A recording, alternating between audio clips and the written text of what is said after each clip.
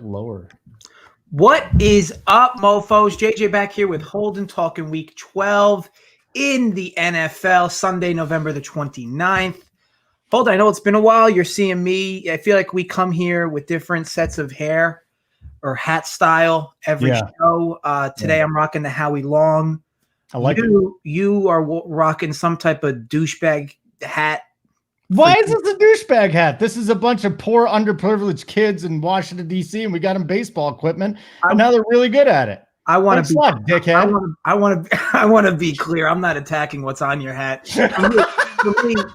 For me, it's all about people who wear hats are D-bag. Like even when I wear hats, like I just feel like such a D-bag on my clothes. See, now you got like James Dean type hair. Yeah, I don't think that's what it's called. So we got a big slate today. I need to tell you about two things. First of all, thank you very much for the winners last night. You and Twatty just destroyed college football. I have so much. I can play so many more props in DFS today because of that. So thank you very much for you and That's Twatty. all. And look, I can't. I mean, I had a good day, but I mean, Twatty's just been like it's almost like he wakes up with his whole body on fire. Yeah, he's been absolutely on fire too. So thank you very much. Second of all, so last night I had my son sleep over. He's 2. He's going to be 3 in a couple of days. My daughter didn't want to sleep over. So I was taking his pajamas off. It's Sven from Frozen. And I took his zipper down and caught his dick. And he was not happy. He started screaming very, very loud. And I was like, what's wrong? And he's like, penis. And I looked down and it was not good. So I pulled it back up and he was angry for a while. Wouldn't you be? Well, this is why I felt better though. I said, buddy, don't worry about it. It's happened to me 3 times. And he looked at me and goes, 3 times? Penis zipper? The dude is busting my balls. This son of a buck. Anyways, love it. It was bad. But everything's better now. So thank you very much. Thank you. I wish I had something to compare it to. I mean, no, you can't. Have you ever caught your dick in the zipper?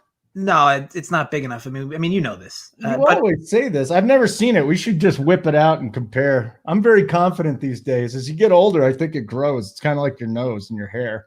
Yeah, I don't think I'm like Benjamin Button then in that regard. Like everything's the opposite with me. It's like fucking hat. Can we just talk about? You just grabbed his crotch. It's gonna be one of those shows, boys. Get going, JJ. But a fun slate here. A lot of interesting news to kind of try to sift through. Should be a good one. Yeah, let's do it, dude. Let's get right into this. We don't have any weather concerns, so that's good. We do have Vegas, Atlanta, and this one's the total's sitting at about. You can get it at 53.5 now. It opened a couple points higher. The total, so 53.5. Vegas 3-point favorites on the road. Not expected. He's not officially out yet, but we're not expected to see Julio Jones today. I wonder what your take is on the total first, because that to me is a little sexy. Yeah. So here's what I'll say. For one thing, with no Julio Jones, you'd probably want to think about targeting Matt Ryan's passing prop under. And the main reason for that is it's not just because Julio Jones is, of course, Julio Jones. It's just that he makes everything so much harder for other receivers to get open. You see it often with Calvin Ridley, right? Like you would think Julio's out, Calvin Ridley's numbers explode. It's usually actually quite the opposite. Now, granted, he gets a soft secondary here, but also he's got an inflated number. I think he's 301, maybe 290. I know he's in the high 29s.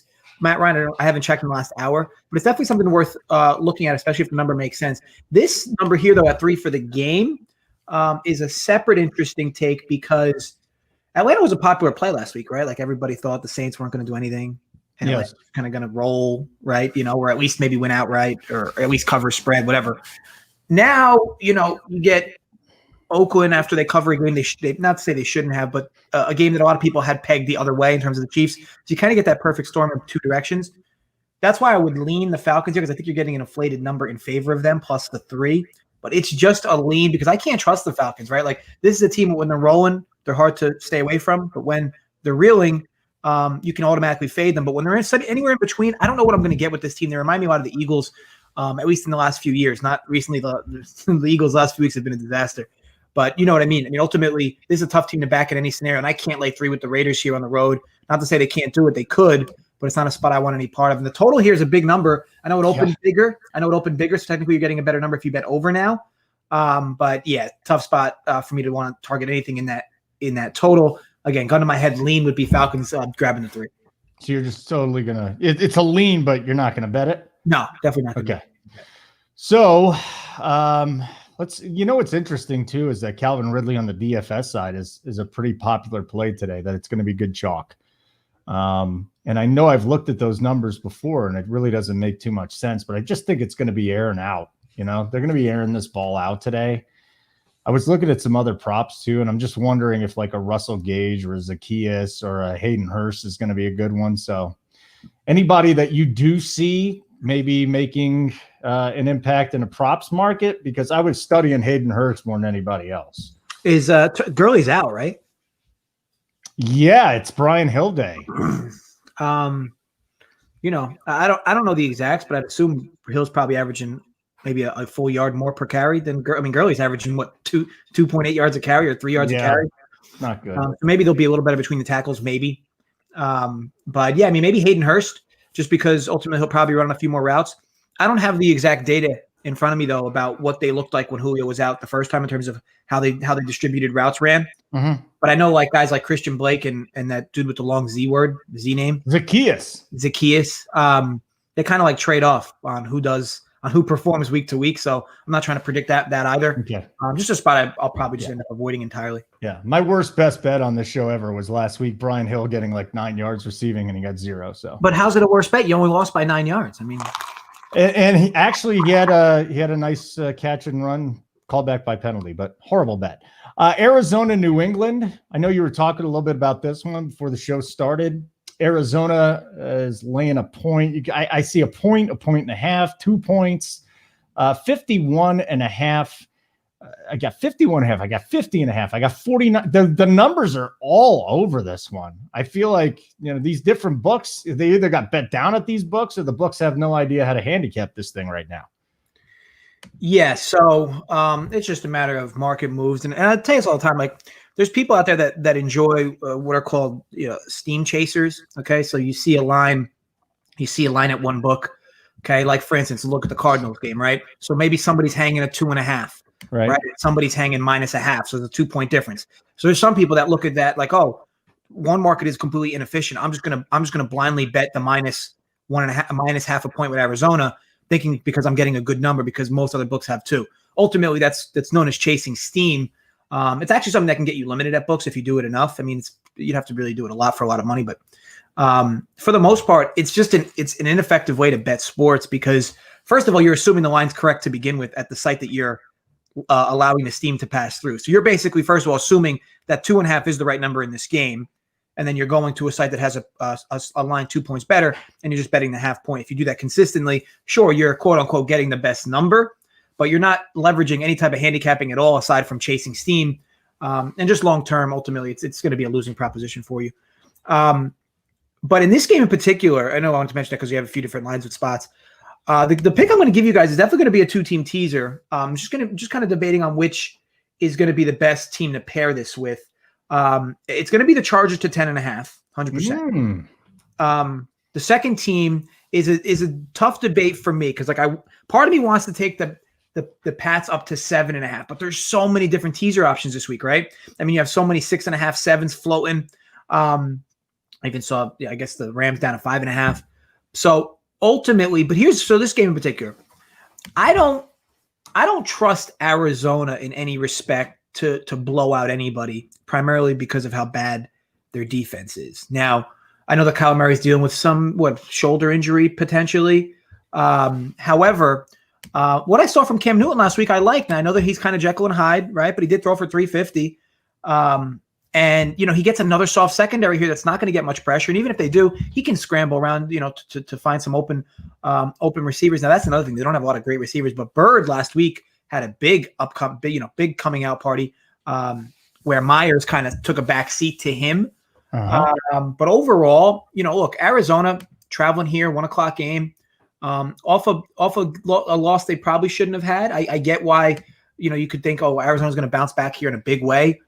But for me, if I can tease New England up past 7.5, which it looks like I can, this will probably be the spot. But let's go through these games. Let's talk through them a bit before I 100% confirm if that's the spot I'm going to be on. But 100% it's going to be the Chargers on one tease. And I'm debating if I wanted to be the Patriots in the other. I just think the Patriots will be able to run up and down the field against this Cardinals team. Yeah. And the Cardinals could be able to keep pace. This could become a shootout for sure. But nothing on that Cardinals defense scares me to the fact that I think New England will lose by more than 7 or 8 points. The thing that concerns me about Arizona right now, and this can be completely unfounded, but there's no question that Kyler Murray's shoulder was bothering him. He has an AC joint injury. I don't think that's why that kept him from running against Seattle. I just think they schemed that really well, JJ, but I'm not so sure he's really feeling that great. I'd also argue, and I said this in the video when I gave out the pick a week and a half ago, like that Arizona team was due to come out fatigued after the huge emotional win on a Sunday. 3 days later, you have to travel and play, division rival. It just made sense that they weren't going to get the best sleep the first 2 nights. And then they did come out. It looked like they came out a little heavy-legged, right? I mean, we all wish we had heavy legs, especially 3 of them. But, they definitely came out a bit slow or sluggish for that matter. And they'll probably come out a little more energy this game. But again, Patriots should be able to run the ball. I would expect ultimately there's going to be scoring in this game. I think it hangs within a touchdown. So this will probably be the spot I end up teasing, but we'll go through the games. John Schmidt. Yes, Gurley is out today. Brian Hill will get the start.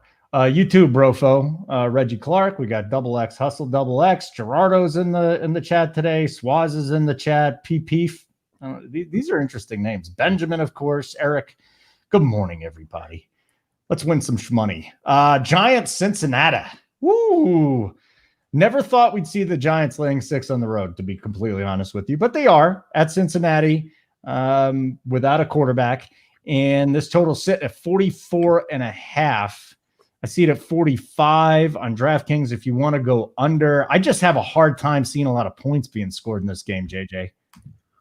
Yeah, so the under definitely makes sense, right? I mean, obviously if Cincinnati struggles to move the football and the Giants, have their own issues offensively, even though, look, you got to give credit to Jason Garrett. I mean, this offense has looked much better than we've seen the Giants in years past.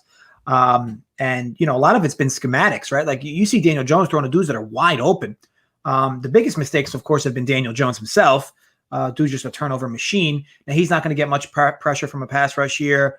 Very soft secondary. You'd figure you get a little better performance from Danny Dimes today. However, I think when this game ends, if however you bet it, whether you bet the Bengals or the Giants, you're going to be saying one of two things to yourself. You're either going to be saying this was the easiest money I've ever won laying 6 with the Giants in this spot against a quarterback who arguably shouldn't even be in the league. Or you're going to say to yourself, how did I not take 6.5 against the Giants, who are who are arguably the worst team in the worst conference in the NFL? So all in all, it's going to be a spot I want no part of. Like, I get it. The Giants should win in this spot. Before the Saints news, the Giants may have even been a popular survivor pick. However, just not a spot like, look, I can't lay 6 in this spot off of a complete overreaction. Look, I get it. The Bengals offense looked like complete shit last week once Burrow went out with Ryan Finley, but like they had to make good halftime adjustments, and the head coach for the Bengals is definitely a below average head coach. So you couldn't expect that to kind of happen. But now you get a full week to prepare with Brandon Allen. Maybe things show a little signs of life. And look, the Giants defense is definitely an underrated defense, but they're definitely susceptible. I mean, people have scored on this team all year. Overall, it's tough for me to want to lay 6 on the road with the Giants. This wouldn't even be a spot I'd probably want to tease because again, it's kind of scary, right? Road team laying 6, but again, Giants could win this game 28-0, and I wouldn't be surprised. But either way, I'll be staying away. But under makes sense, Holden, if you think about it. It's just a low number overall. But I think over, and here's my take, Holden. What's your biggest fear on this over? It's probably the Giants, right? Because the Giants might score too much, maybe. Listen, there could be turnovers on both sides, and that sets the offenses up with short fields, but I can also see a ton of field goals in that instance. You can't fear the fact that the Bengals are going to score 21, right? Oh, absolutely. Unless they get 2 defensive special teams touchdowns. Like, this is a 10-point game today for the Bengals. So, with that said, wouldn't you prefer the Bengals team total under? Yes. I'm saying versus the game. If you were going to bet the game under, knowing that if, the Bengals score 21, you'd probably lose the actual total anyway. Yeah. So that'd be an angle. Ultimately, guys, if you're looking to bet the game under, maybe target the Bengals. Because look, if the Bengals get there, you're probably not going to cover with your Giants bets anyway. Because unless the Giants score like 35 themselves. But overall, that would be my take. If you want to bet this game under, I would look into maybe betting the Bengals team total under instead. Wow, it's amazing. Just there's a couple of teams this week that are complete debacles offensively for different reasons.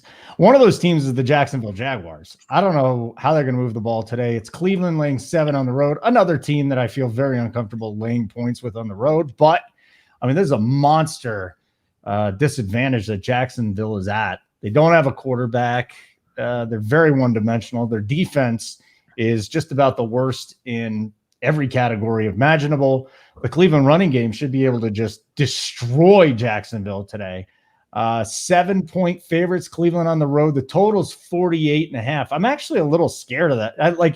I would actually lean under on this total. I just don't know how Jacksonville is going to put up a ton of points. And while I know Cleveland can run all over them, how are they going to score 31 running the ball all day? Not so sure about that. Yeah, so we haven't actually commented on your very nice T-shirt, Holden. It's rocking a little plaid button-up. Yeah, am I supposed to? Okay. No, I mean, it's nice.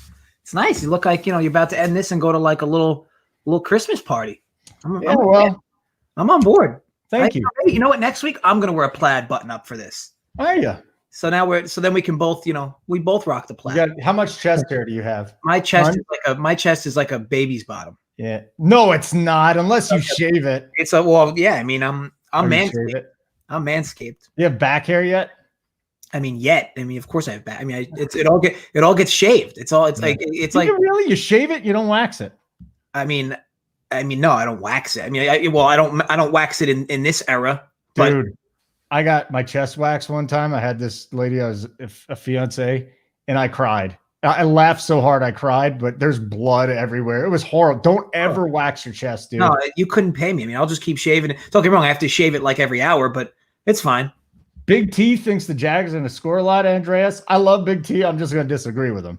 Like, I don't see. Big T thinks Mike Glennon's going to walk on the field and just be like Brett Favre. Oh, my God.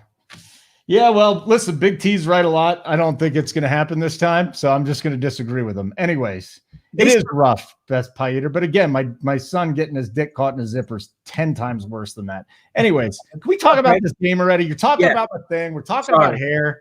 Sorry, sometimes the train goes off the tracks. Stay on target. So here, all right. So you get Mike Glennon, fill-in starter here, right? And look, the Vizca Chenault's coming back, right? He's supposed to be playing today. He's a pretty big. I would consider him an upgrade to their current wide receivers. Vizca. Yeah. Now, here's the thing, right? So Cleveland's kind of been overperforming recently, right? I mean, it's almost like, even if you could argue, okay, so maybe they didn't cover against Houston by the half point because Chubb walks out of bounds late. But like for the most part, they've been playing above average. Like every week, they've been playing consistently. And then last week, look, I mean, whether you blame Carson Wentz, you got to give credit to the Cleveland defense to a certain extent, right? Wentz did make some bad decisions with the football. Now here, look, you couldn't pay me to lay a touchdown with the Browns against anybody on the road. So, that'll never happen. The numbers have this game truly at about 5.5, 6, or somewhere in between. But your market is actually sitting at 7.5, 7. So I'd argue for value on the Jags. However, Mike Glennon, like it is hard to put your, quote unquote, hard earned money on Mike Glennon today. Overall, though, points make sense in this game, right? Cleveland's missing Garrett, so they're not going to get as much pressure, and you can move the ball on offense against Cleveland for sure. And then Cleveland's best aspect to them is the run game. You can run all over Jacksonville. This just kind of has a spot where Cleveland lays down, right? Like this is like your typical what is Cleveland doing today type game, which is why I want no part of it. And look, Jacksonville, you got to give them credit. They've been semi-competitive. I know that the screws kind of got loose last week against the Steelers in the late second quarter, second half. But I mean, this team for the most part has been competitive the last few weeks. Again, Mike Glennon, what are you going to get with him? That's the big thing here. Overall, and this is another thing, right? Like you have to punch Cleveland in here for about 24 points at least, unless barring anything crazy, crazy turnovers at weird spots. So I think if you're going to bet Jacksonville, and I hate to go back to the team total derivative market, but I think if you're going to bet Jacksonville, just bet Jacksonville over their team total because I know it's a dusty bet to make, but again, you got to punch Cleveland here for like 24 points. So ultimately, the way you're going to cash Jacksonville is probably if Jacksonville's scoring, which maybe makes you argue play the over. But all in all, tough game to read because it all depends on what you think of Mike Glennon. Clearly, Big T likes him. Mm-hmm. So could be a spot maybe he performs, but I don't want to try to guess what version of him we're going to get today because he's been in the league for a few years where he gets these spot starts, and we still haven't seen the good version of him. So overall, I'm going to stay away from this one, but I think you might be, people might be a little crazy if you're laying. If this pushes to 7.5, which it might closer to game time, you'd be crazy to lay 7.5 with Cleveland. All right, here's one for you. I'm leaning over in Carolina, Minnesota. 49.5 is the total. I see it at 50 in a couple places if you wanted to bet the under here. And Minnesota is a 3-point favorite. Excuse me. Minnesota quietly has one of the worst defenses in the National Football League. Every week they're just getting trounced, whether it's the run or the pass. I mean, their secondary has been depleted by injuries all season long.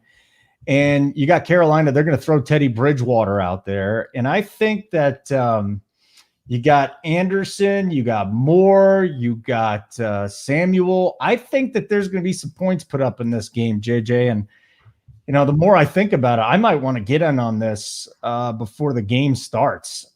Talk me out of it because I like points today. Yeah, the over definitely makes sense, right? I mean, Minnesota's, if there's one thing you could say poorly about them, it's definitely been their defense. I mean, the only time their defense really looked good, or I guess above average, was against the Bears. I mean, and the Bears, we've seen their offenses has been in shambles. So, can you even really call that a good, victory for the defense? I mean, this team defensively, they give up 20 to the Lions, 22 to the Packers. But again, they hold the Bears to 13 and they give up this onslaught of points to the Cowboys. What I didn't like for what I saw with the Vikings last week was a team that just looked fatigued. And I don't know why, but defensively, like they weren't getting any pressure. And this is a Cowboys offensive line that's very below average. So it makes you think that with Teddy back, Carolina probably moves the ball effectively on offense, up and down. Now, still no McCaffrey, right? So it's still going to be the Mike Davis show? It's going to be the Mike Davis show, who, by the way, I will throw this out there, not as my official pick for this show, but I did put money on Mike Davis under 28.5 receiving yards. So I don't think he gets used as much in the pass game. That's a good call. It's a good call. So let me think. Overall, points make sense in this game, for quite a few reasons. Obviously, now the line now sits, 49.5, Mm-hmm. even 50, mostly 49.5 though. It's hard to want to bet this under though, because ultimately these are two defenses that haven't been playing well, especially recently. Right. And again, Kirk Cousins is a quarterback that goes through runs, I guess much like most quarterbacks in the league do, except for like the elite ones or the really bad ones. He goes through runs where he plays really well, stretches of football where you just like, whoa, okay, he's turned it on. Kirk Cousins has looked really good the last few weeks. And even against Dallas last week, he tried to bring him back, almost did. Overall, this would be a spot where I agree with you, Holden. I would lean the over, or I would lay the 3 with Minnesota. I think that Minnesota's not getting enough respect here. I know Carolina's been good, and they've been good to cover spreads where they're underdogs. However, this is a small number, right? We've been used to Carolina where they've been bigger numbers, 7, 6.5, 8.5. This is a small number here with Minnesota. I don't know if Minnesota's getting enough respect here. Don't love any play from this game in particular, but I do lean with you, Holden, that my favorite play would be probably the over. Yeah, there's going to be I would think there's scoring. I think, after looking, I think Robbie Anderson's over 5.5 reception is probably the way that I'm going to go. That actually might be my best bet. I love Antonio Brown, but I'm thinking about laying 5.5 catches is a lot. I get it, but I just feel like, this is a week. Teddy's not 100%, but I mean, his arm should be fine. So that's what I'm looking at in that game. Tennessee, Indianapolis, 51.5 is the total. It is Indianapolis -3 at home. Who is it? Is it Buckner? The defensive tackle is out for Indianapolis today. There's a couple of big losses on defense for them. And people are sleeping on Derrick Henry. Like, I know this Indianapolis D is good, but they're missing their key cog in the middle of the defensive line. And I don't feel good about Indianapolis covering 3. I don't feel good about this game hitting 51.5. I'm completely fading it, but I do want to say that, I think there is a chance for Tennessee to rack up some yards on the ground. because of the injuries. I agree. This is a super, super sneaky over spot. Over. And I say that because the Colts really did whatever they wanted offensively the first time these two played. Rivers was just moving up and down the field like nothing. And now he's got Pittman, who he's got more confidence in. Pittman's just been a freak the last few weeks. And look, say what you want, Holden. Jonathan Taylor being out is an upgrade to this offense. I think overall the run game. He had a great week last week. What 4 yards a carry? Yeah, it was great. We call that great now? Yes. He goes 20 carries for 80 yards. That's a great week. Yeah, I think so for Jonathan Taylor. Absolutely. And he got the COVID. But you see what it means. Yeah, you see what it means though. Like he's been so bad that we now deem 4 yards a carry an impressive performance from Jonathan Taylor. Pretty impressive. Overall, I think it is. I think you slightly upgrade their offense as a whole with him being out the whole game. And Naheem Hines, look, between the tackles, he's been pretty good behind this O-line. So I'm interested to see how that plays out. But I'm not scared at all for the Colts to score. The Colts moved up and down the field against Tennessee the first time. And look, the big news defensively with the Colts injuries makes me think Tennessee probably moves the ball more effectively as well. You know, the first half of the last time these two played, Tennessee was moving up and down the field every possession. The Colts made some real strong adjustments. And then, of course, they had some special teams magic as well to help them. And maybe Tennessee got a little down on their morals late. But regardless, I mean, Tennessee should be able to move the ball effectively here all game, and so should the Colts. It's a very sneaky over spot. I say sneaky because you might look at this game like, 51. The Colts play good defense. You know, Tennessee had issues moving the ball the first time these two played. But overall, I look at it as the exact opposite. I think this is a spot that points get scored, and it wouldn't surprise me if this game even played into the low 60s. I do lean this over, but, you know, I don't love it. But it's probably one of my stronger leans of this video.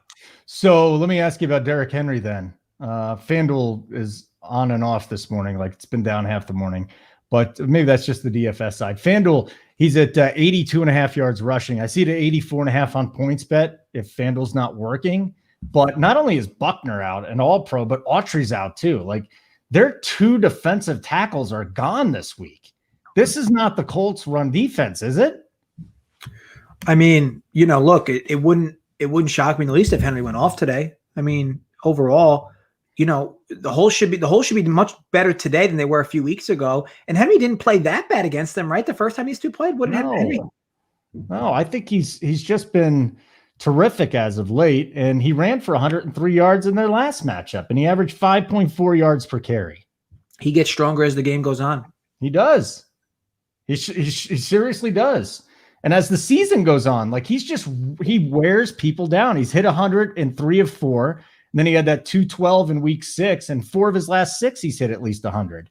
I mean, it's just, I don't understand why people, I guess they got burned by him in the past that he's getting off to slow starts, but this guy's just churning, dude. And you know what? I'm going to go hit that right now. I'm going to go hit Henry over. I like it. It makes too much sense to me.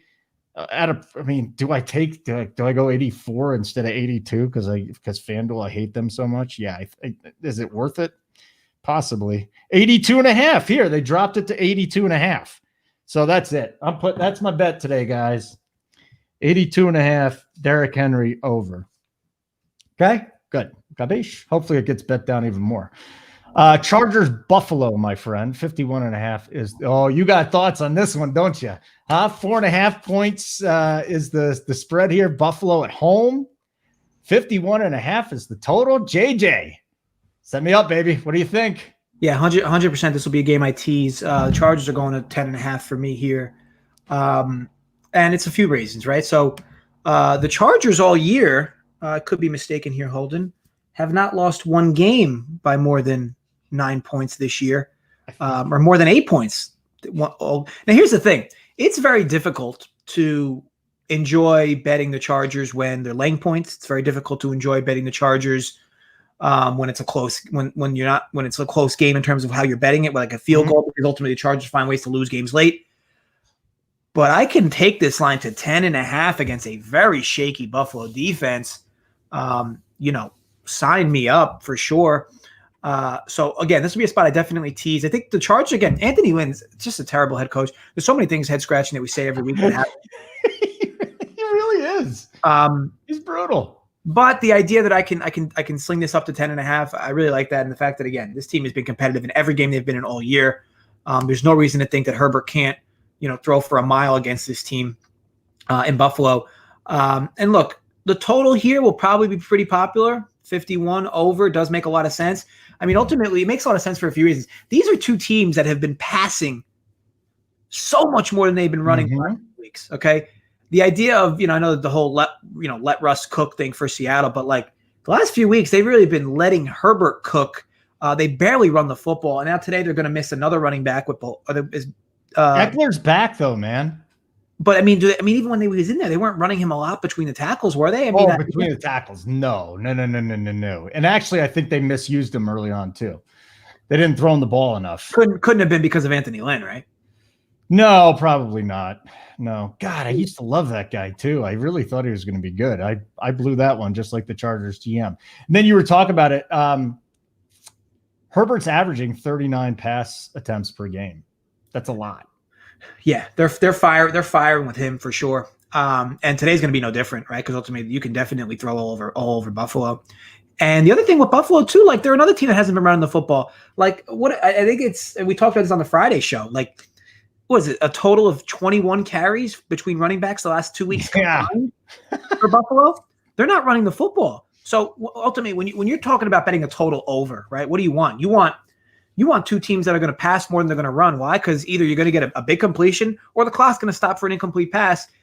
Overall, I think you're going to get that from both these teams here. Now, will they end up converting touchdowns instead of field goals, which will be the determination of whether this game goes over or not? Sure. I mean, that'll ultimately be what decides it. But in terms of yardage, both these teams should just pile up yardage today. And ultimately, Herbert, for the most part, makes good decisions with the football. Josh Allen, throwing the football, makes typically good decisions with the football, especially recently. Overall, I could see why people would lean this game over. But, my favorite bet for this game for sure is teasing Chargers up to 10.5, and we'll pair that with another team. It'll probably be the Patriots, but again, we'll continue to go through these. What do you mean, you people? What's that supposed to mean? Did I say you people? You did say you people. Gregory Russo, hello back to you. Double X, Hustle, Double X, thank God for foreskin. We don't have any in my family. Just doesn't work. Best friend had some infections. We were like, screw it, take it out. How about you, JJ? You got a chuck wagon? Negative on the chuck wagon. Yeah. So that's the other thing. You're in a locker room. You're like, ha, ha, ha, look at this guy's chuck wagon, But then the other guy's like, I didn't get my dick caught in a zipper. It was the force. Anyways, how's your pops? Christopher Hoy wants to know. He's good. He's annoying as ever, but he's good. Benjamin wants to know about a Hines player prop as we go back to the Colts real quick. Nyheim Hines, who I that's interesting. I mean, I think Wilkins is going to get in there too. Maybe more as a pass catcher, but I think it's really script wise, right? Because they kind of ride the hot hand, and that's the problem. Is like if Wilkins gets in there and runs really well for a drive, like they may just leave him in. That's kind of the scary part. But yeah, somebody's got to eat up those 20 carries, averaging 4 yards, like Taylor had last week. Well, the crazy thing about Hines is his rushing prop is at 25.5. Doesn't that seem extraordinarily low? 25.5? Let's see. That does seem low. There's no. I'll stop, Diego. I'm sorry, buddy. I didn't mean to hurt you, to make you feel gross about it. We're trying to keep subscribers here, so my bad, JJ. You can fire me if you want to. I was just talking about night. What was that? I'm trying to find it here. Indianapolis game. Here we go. Let's see if it's still there because the line up there said it wasn't. It was, Nyheim Hines. Rushing yards. They took him off. They took it down. So it's no longer there. So now I guess we got to look at what, 30-something, 34.5 elsewhere. I don't know. That's the 25.5 would have been definitely a hit, but they took it down. So forget about it. Unless BetMGM has it. Like, would you bet that if you saw that line, even at 26.5, would you bet that, JJ? Rushing for Hines?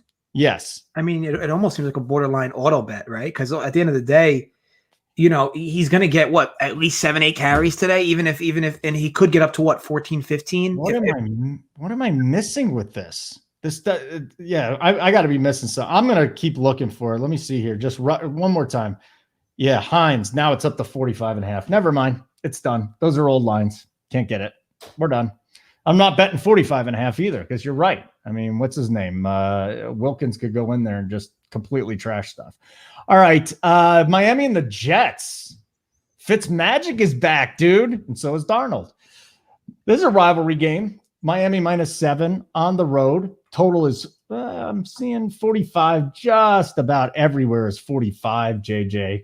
Boy, the Jets are a disaster, but I think they are a little better offensively with Darnold and Crowder back. I don't mind that pairing, but can they keep it within 7 against the Miami defense, which has just been doing everything they've needed to do and more? Yeah, so this is a spot where I lean Miami. Now, I like them better, and I still see 7 DraftKings. They were 6.5 for a little bit there before, the market kind of swung it past 7. Ultimately, here's why I like Miami. So Miami last week was your what I'll call your chalk play of the week. Not you specifically, Holden. The you people, maybe. Yeah. The chalk play of the week from a lot of people. Mm-hmm. And look, we said this in the video. Like you're buying really high on Miami now and selling super low on Denver. And Denver comes out and they play really well and they win the football game outright. Now, isn't it crazy how these how the perception just kind of ping pong every week with teams? So now the Jets backdoor cover against the Chargers, and now they're the team getting respect this week. It just doesn't make sense to me. Overall, Miami's definitely a better team than the Jets, and Darnold's making his first start in a while. And is he an upgrade from Flacco right now? I mean, Flacco's man, come on, dude. Joe Flacco, he throws a couple of deep balls that were complete, and that was it. He holds onto the ball too long. I'm probably going to die on this hill with Sam Darnold. He just needs to get out of New York, and he can be an above-average quarterback. Now, look, I'm definitely someone who earlier in the year said, look, Darnold's definitely at least 1.5, maybe 2 points upgraded from Flacco. But the last few weeks, look at what Flacco's done the last few weeks. He hasn't been bad at all. It's not like you watch Flacco, and sure, he does that weird interception in the Charger game, which was really head-scratching. Where through the interception, the 2-yard line, and the dude just walked into the end zone. Yep. But outside of that, for the most part, he's been okay. What do we see with Darnold, right? We see with Darnold a lot of head-scratching turnovers, a lot of them. But I agree. Darnold, most part is better, but I'm just saying that Flacco's been playing pretty well the last few weeks. And remember, he played really well against New England in primetime too. But in this spot, look, obviously Miami's been a really tough defense. They've been definitely good at forcing turnovers. You got to figure they're going to punch them in for a few turnovers today. But for the most part, I just think it's I don't want to call it a laydown spot for the Jets because they're the worst team, arguably the worst team in the NFL. But it's definitely a spot where I don't want to trust them. And I know a lot of people are like, oh, division game, I'll take the 7, whatever. I actually lean Miami in this spot primarily because I think you get a better performance out of them. Fitzpatrick coming back, nice little bounce back spot for them. It's a game they need to win to keep playoff hopes alive. Overall, like Miami. Broncos hosting the Saints here in Denver today. They tried to get their quality control coach to be the quarterback, and the NFL turned them down. So they're going to go to practice squad wide receiver Kendall Hinton, who, he hadn't thrown the football, actually thrown for 3 weeks. Okay. He was playing wide receiver down there. He had some starts for Wake Forest. This is going to be bizarre, man. This is going to be so crazy, this game. And everybody's just thinking the Saints are going to roll today. Broncos have a decent defense, right? They're going to run the ball, maybe have 38 minutes time of possession. You're sitting there giving me a look. I don't know how you're going on this one. 15.5 Saints on the road. 36 is the total. Let me just say that I'm a Kendall Hinton truther. Oh, God. I remember him from his Demon Deacons days. Nice dual threat quarterback. Now, look, I get it. Very inaccurate. He was inaccurate there as well. But, dude can fly. I don't know if he still has the same type of speed, but I get the idea that, okay, the Saints should obviously win outright here and probably win by 40. But, I'm kind of interested to watch what they do with this kid because he's got a lot of speed. So I'm wondering if they run some type of hybrid wildcat with him today, or if they give him the opportunity to throw some air some out downfield, because he's got an arm too. He definitely let the ball launch in Wake. So interesting enough. We'll see what transpires from today. Going to be a game you'd probably want to overall avoid for many aspects. But look, I think you get a version of Kendall Hinton today that, yeah, he probably makes a few turnovers, but for the most part, he should be able to find some openings and run gaps if they do a lot of run plays. I don't know what they're going to scheme. I have to assume they're going to make things very simple for him. They'll probably give him whatever it is, 15, 20 plays total that they'll just kind of run through different packages and make it very easy for him to understand and whatever, find easy routes, short slants. But I mean, overall, remember, you're trusting a team in the Saints that also has a borderline gadget type player playing quarterback. So, tough overall. I think that a lot of people are going to lean towards laying 16 with the Saints, which is kind of ridiculous. They could cover. They could cover easily. But remember, like you said, Holden, this defense is still good for Denver, right? So New Orleans is going to have to earn their points unless Hinton turns the ball over consistently inside his own territory, which could happen, of course. Yeah. But overall, yeah, I mean, ugly spot. I'm seeing a total super low. What is it, 36.5, 36? That's so low. Oof. I mean, you can accidentally score 36. Can you? I mean, you can, right? I think we got two good defenses here. Here's what my concern is, and here's what I like about this. The Saints defense is already pretty good, especially against the run. Maybe they can score themselves. Maybe they can put themselves in a great position to score. On the other side, though, you got the Broncos. Maybe they just run the ball all day. Maybe they can do it. Maybe they just run the clock so much that they win the time of possession. But I want nothing to do with this, JJ. Absolutely nothing to do with this game. I'm going to watch it because it's like a freak show, but I don't want anything to do with it. Do you? Besides for the total? I'm going to be watching my boy Hinton. I'm sure you are.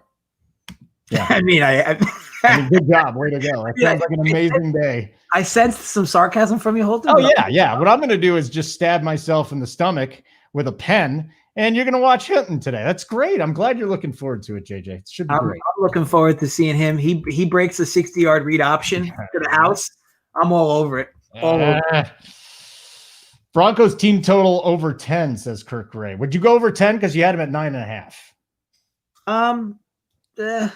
Don't love the idea of 10. Don't love the idea. But, teams can accidentally score, so I get it. Yeah. I mean, 9.5, you don't even see that. You rarely, if ever. The lowest I saw last year was the Giants team total was 10.5 last year against the Patriots when they were 17-point underdogs on Thursday night. And they covered that in the first half. All right. So San Francisco and the Rams. San Francisco's getting healthy today. They get Mostert back. They get Richard Sherman back. Big boost to their defense. He really makes a lot of things happen. They get Trent Williams back. I mean, they still have garbage at quarterback, but 5.5 points here. This thing got bet down from a touchdown to 5.5 points. The Rams at home. San Francisco and the Rams 44.5 total. Oh, boy. I got to tell you, man. I don't hate the Niners in this spot. Rivalry game, getting guys back. It doesn't bother me. So the big problem is they're not getting a lot of guys back defensively, correct? Oh, yeah, they got Sherman, and I really think that changes a lot. I do. Old man Dick. You talking to me? No, old man Dick. Oh, Sherman, Richard Sherman. Okay. Come on, Holden. So you were talking to me because I'm old. And it's like the Denver thing yesterday where you're like, what's happening? You're going to be in Denver? Stop by my house. You're like, I'm flying out to Denver. I'm like, this is great. Come on by. Why didn't you tell me? Why didn't you ask me if you could hang out? Come over to my house. It'd be a great time. I mean, I can't help it. Denver's out of quarterbacks and my phone rings. I mean, what do you want from me? Got mushrooms over here. We got everything you need. Look, I get it. So San Fran's obviously healthier. This is a good lay down spot for the Rams too, right? Mm-hmm. I say this every week. This team has an elite defense. The numbers prove it. In terms of yards per play, like every statistical category defensively, the Rams are top 5 in. This team is just super good defensively. So you got to punch Nick Mullins in for a few mistakes here. What I find most interesting is how low this total is. This is like I don't want to say deceivingly low, but it's like strangely low. Okay, I would punch this total. You said to me, hey, what's this line off the top? What do you think it should be total? I would say probably should be 47 and a half. 44.5 is super low. And it makes me think that this game is just going to be played super slow. Or at least, let me be more clear. I think that you get the argument of course, could be you get a heavy-legged Rams team, shorter week, off a big win for them. And the Niners, look, I guess it's tough to score on the Rams, right? This team is tough to finish drives against, okay? So overall, I see why why it's 44.5. I'm not going to want any part of that total. Could be maybe a live spot if you get a quick score early in this game. Mm-hmm. Maybe you target a live under early, like 47. You get that 47-48, like I had mentioned that I thought this total would be. Mm-hmm. But overall, look, I get it. Rams, I mean, the Niners make sense getting some healthy options back. Sherman defensively helps. They still have a lot of holes there. But it's always tough to trust Goff laying points like this, right? Like you like taking Goff when you're getting points. Laying points with Goff, it's never really that fun. However, at 5.5 though, I would lean the Rams. I know it's kind of a chalky spot, but I would lean the Rams primarily because I don't know if I can trust San Fran to not turn the ball over enough against this defense. Really? Yeah. Again, I would never actually lay points with Goff. But again, if gun to my head, if I had to make a selection, I would lean the Rams minus the 5.5. All right, let's do it. Let's keep going. We got one more game, then we got to get your prize picks. KC at Tampa Bay, totals 56. The Chiefs have given up 20 or less points in 7 of their 10 games. I've always been a fan. Ever since probably late last year, their defense has just really stepped up and had such a big role in them getting to the Super Bowl and winning it. 3.5 point spread, Kansas City on the road. I don't like the side or the total, but I mean, I can't read this game, JJ. Please give me a read. I could see Mahomes not having the greatest day in the world, and then exploding for 3 touchdowns in 1 quarter like he normally does. I think they pressure Brady, and I don't like that Tampa Bay side. Yeah, lean Tampa Bay plus the 3.5. I don't know if I understand this line. And it's not enough where it's like, wow, I absolutely love Tampa in this spot. But you would figure this line should be closer to a pick of maybe Kansas City minus 2.5 at least, not through the 3. I think the reason you're seeing this is because of how bad Tampa looked last week, and you're getting that market overreaction, right? Kansas City wins the emotional game late. They don't cover, but they still win, which would have helped a lot of people since considering a lot of people loved them in teasers last week. Now they travel to Tampa. Look, to me, this is a potential future Super Bowl matchup, right? I mean, this could be your NFC team. This very well could be your AFC team. 3.5 in Tampa. To me, if you're going to bet this, it's got to be Tampa. I don't know how you can want to lay 3.5 with Kansas City here. I get it. It's Mahomes and Tampa Bay. The numbers say their defense is better than they maybe look on paper. Like when you look on screen, like when you watch them, you might be like, oof, this defense is shaky. But like the numbers are what they are. This is a very good defense. I think that realistically, and we've said this before on this show, Holden, your best defense is often a good offense. Tampa Bay's offense has not been very good. There's been a lot of 3-and-outs. Been a lot of quick possessions too. The defense has been on the field a long time, and you can't always weigh time of possession in that regard, Holden, because here's the thing. Tampa has this issue where they have quarters where they just go invisible on offense. So like they lose time of possession battles like 3 to 12 in a quarter where their defense just gets wrecked. Okay. But then, they even out over time of possession over the end of the game because maybe Tampa's trying to come back and they're gaining that time of possession back.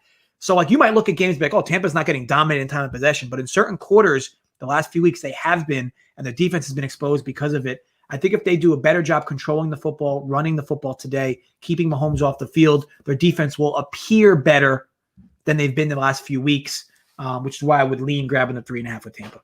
All right, buddy. Let's do some prize picks and then our best picks. Yeah. Okay. So prize picks. Here's what I like for today. I have Frank Gore over 8.5. P-Ryan's out. So I'd expect Gore to get a little more run today. Miami, 2 rushing touchdowns were scored last week. I mean, his number. So Frank Gore's number is 8.5 on prize picks, which look, if he scores, he's going over regardless. Okay. And I don't even think he has to score because here's what he's typically done the last few weeks. He's been rushing for about 40 or 50. Okay. And then he's been catching about 2 or 3 balls. That's your 8.5 anyway. Okay. He's been doing that with P. Ryan in. P. Ryan's out. So now it's basically Gore should see, I'd figure 65% of the snaps against a defense that's been susceptible between the tackles.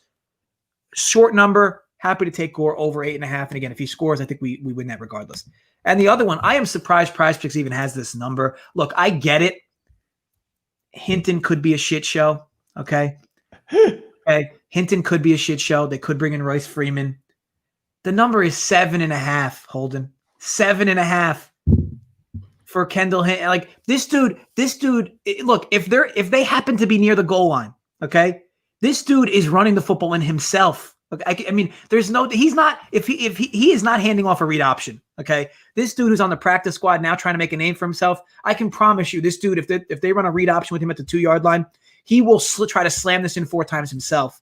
7.5 is a super small number. And again, he's more of a gadget type player. If he gets loose for one, he could get this for you in one play. 7.5, it's too low. I get it. Look, it's a little risky, right? Because ultimately he could play a few snaps, turn the ball over, and they pull him. But who are they going to put in? Royce Freeman? Like at least Kendall Hinton played quarterback in college. Royce Freeman didn't. So his touchdown prop, by the way, is plus 500. So you think he's getting in the end zone? There's a shot right there. All I'm saying is I think if they're inside the 5, I think he takes every read option himself. That's okay. Cool. Good. And then the third one that I like is I like Tannehill over 17.5. 17.5, right? Yeah, Tannehill over 17.5. I told you, I think that game's going to be a sneaky shootout game. I think Henry's going to be able to get stuff done between the tackles, which is going to open up the pass game. And I think that's a soft number for Tannehill, 17.5 as well. So right. 2-player power, Gore and Hinton. 3-player power, Gore, Hinton, Tannehill. Again, sign up over prizepicks.com. Promo code PURE, PURE. 100% deposit bonus up to $100. It is a free $100, people. Best bet. I came up with it on the show. I'm going Derrick Henry over 82.5. I got it on points bet. I think it's actually, it's dropping. So that's good. People are betting the under again. Buckner out. Their other starting defensive tackle out.